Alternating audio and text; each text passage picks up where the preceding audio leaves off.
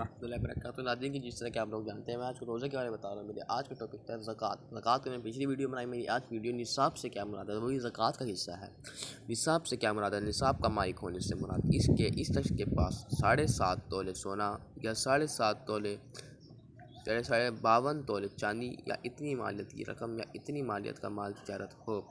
حاجت اصلیہ سے کیا مراد؟ حاجت اصلیہ سے مراد وہ چیزیں جن کو عموماً انسان کی ضرورت ہوتی ہے اور ان کے بغیر گزرا وقت میں شدید تنگی اور دشواری محسوس ہوتی ہے. تو جیسے رہنے کا گھر، پہننے کے کپڑے، سواری، علم و دین سے متعلق کتابیں اور پیشے سے متعلق اوزار وغیرہ.